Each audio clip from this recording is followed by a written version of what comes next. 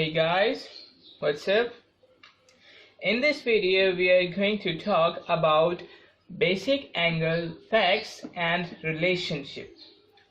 By knowing basic facts about angles, we can measure angles without using a protractor and without any tool. We have just to apply the relationship and the basic rules about the angles, and we can find different angles. So let's discuss the facts and the relationships. Here first we have supplementary angles. So what are supplementary angles? To understand it, let us consider a line, a straight line. Okay, a straight line has an angle of 180 degrees. Clear? A straight line has an angle of 180 degrees, and if I divide this straight line by drawing a line here, just like that. Here we have a straight line, and I have divided this line into two parts by drawing a line here, this line. Okay, so now we have two angles, first this angle and the second this angle. First is the x angle, second is the y angle. So we have divided actually 180 degrees into two parts. What does this mean? This means that the sum of this angle x and the sum of this angle y should be equal to 180 degrees. So that types of angles are called supplementary angles. It means that the sum of two angles is one, or we can say the sum of a number of angles. If we have this line, okay, if we have one more line here, and if we have another line here, now we have a lot of angles. This let's consider this angle A, this angle B, this angle C, and this angle D. This angle A, this angle B, this angle C, and this angle D. It means that sum of all the angles will be equal to 180 degree if they are on a straight line. Okay, so that are called supplementary angles. Clear? And now if I say here A, the angle A is the supplementary angle of B. Okay, I can say that angle A is the supplementary angle of angle B. So these are called supplementary angles. Now we will come towards complementary angles. What are complementary angles? Okay, to understand this, first we consider a right angle. Right angle means an angle of 180 degree. Okay, an angle of not 180 degree, an angle of 90 degree. Okay, let me write it. An angle of 90 degree is called a right angle, and we usually not write here 90 degrees. Instead of writing here 90 degrees, we use this square here. Okay, this shows that this angle is of 90 degrees.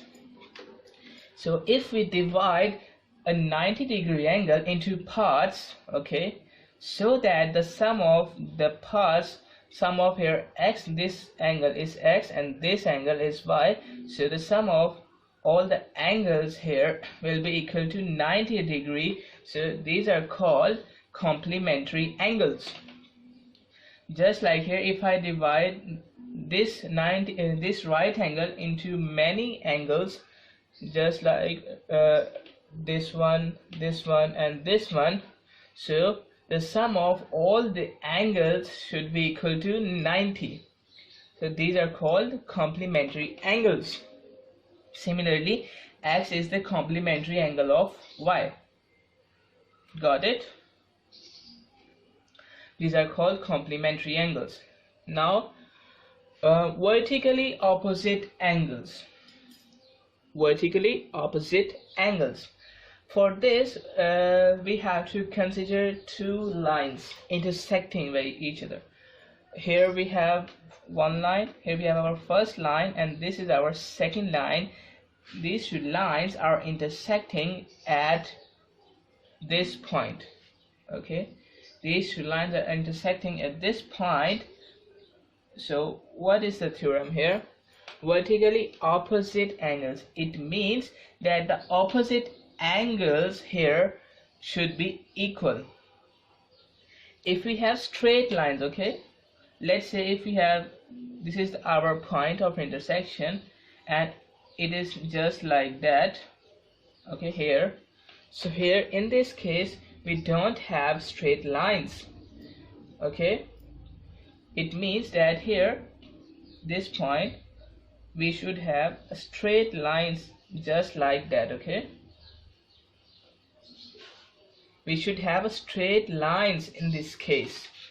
So here the opposite angles will be equal. It means that this is the opposite angle of this one and this is the opposite angle of this one. If I name these angles just like that, or if I name, this is also straight, these are also straight lines, and if I name this angle, okay, this angle A, and if I name the opposite angle B here, if I name this angle C and the opposite angle, if I name this one D, so theorem says that A will be equal to B, okay, A will be equal to B just like that, and C will be equal to D. So these are vertically opposite angles. The opposite angles are same in this case. Now we will see some more kind of angles. Here I have written some more basic facts and relationship. Here we have corresponding angles. To understand corresponding angles, we have to consider a pair of parallel lines.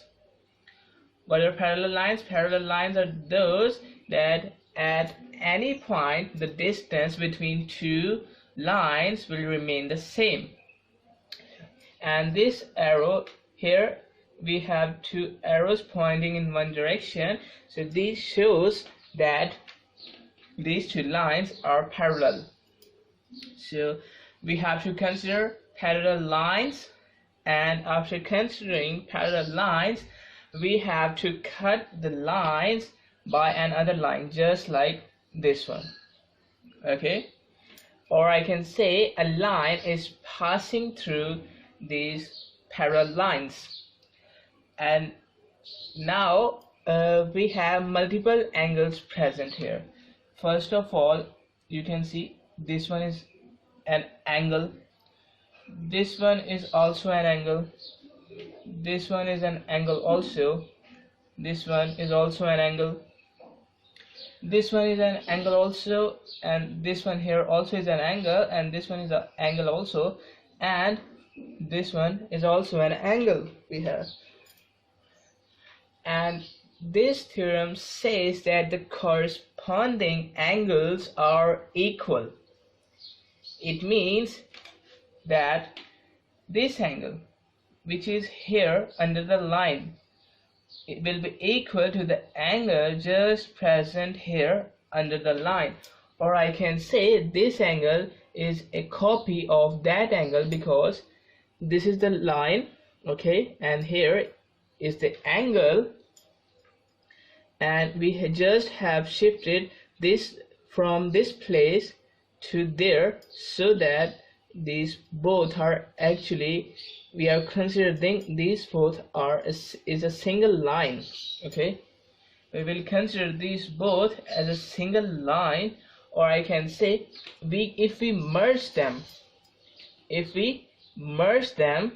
okay, so this part will be exactly on this part, and we can say after merging it, the angle A will look like exactly the same as the angle B. Okay, so the angle present at this location will be equal to the angle present at this location. This angle will be equal to that angle. Okay, or we can say these angles are corresponding angles. Clear? Similarly, the angle present upper here is equal to the angle present here. Okay, or to understand it, let me draw this angle. Okay, let me draw this angle. I am drawing this angle here. I have drawn this angle C here, and let me draw the angle D here. Okay, just here in this place. Okay, I have drawn the angle D here. Okay, so you can see from here that these both angles are actually corresponding angles. Okay, if I take this angle C, okay, and drop it on the other angle, so these both will be just like that. Here the angle C will lie exactly on the angle D. I can say that these two are the corresponding angles. So this angle will exactly the same as this angle D. Similarly, if I have this angle here in this place, okay, here in this place, it will be exactly equal to the angle present here. Clear? Here F, E is equal to F. Similarly, the angle present here below here will be equal to the angle present below here, just like that. Here angle present here will be equal to the angle which is present here. G is equal to H. These are corresponding angles. It means that corresponding angles are here, present here, are same. So this is the corresponding angle theorem. Now we have alternating angles. What are alternating angles? To understand this we also have to consider parallel lines, and again we have to bisect this line.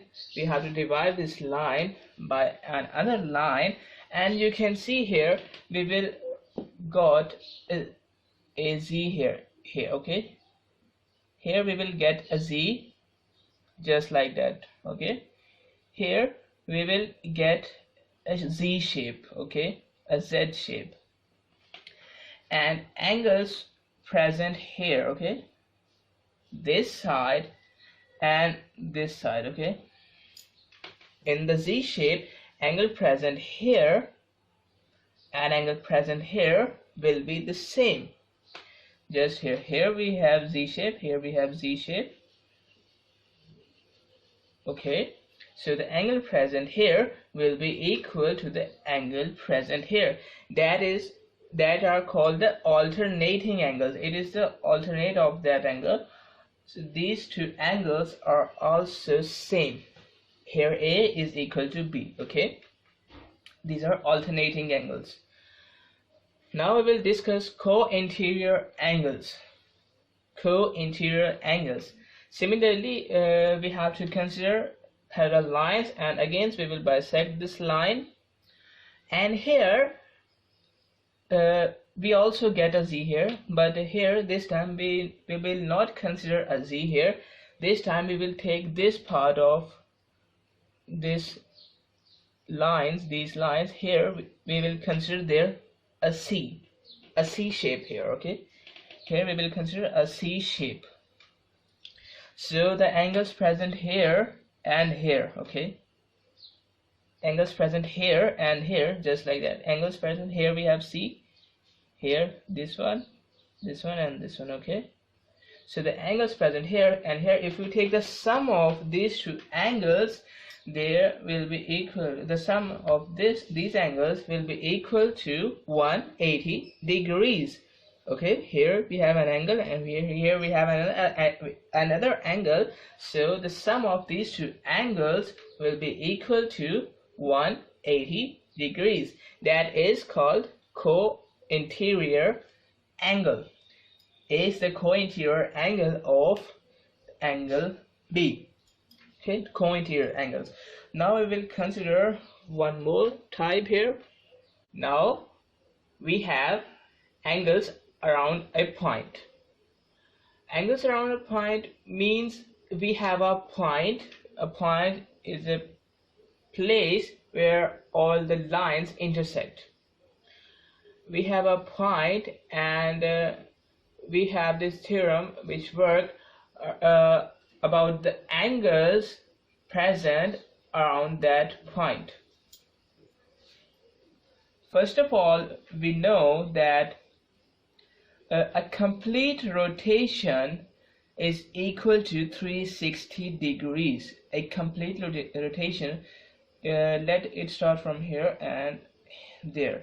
So a complete rotation is equal to 360 degrees, and if we apply this thing on this, it means that the angle, or we can say a complete rotation, is starting from there and there. Okay, it means that all the angles present here, if we take the sum of these angles, it will be equal to 360 degrees, which is a one rotation. Okay, now yes, if we take this angle, let be A, and this angle, let this angle be B, let this angle be C, this angle be D, and this angle be E, it means that if we take the sum of all the angles present here, it will be equal to one complete rotation. So their sum will be equal to 360 degrees. Okay, their sum will be equal to 360 degrees. So that is called angles around a point theorem. So that's related about this one.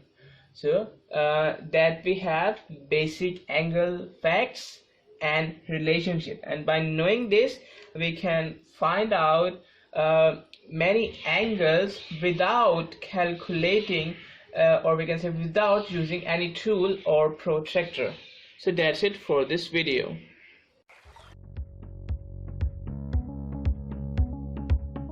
Access the entire Mathematics Demystified course at learneasy.us.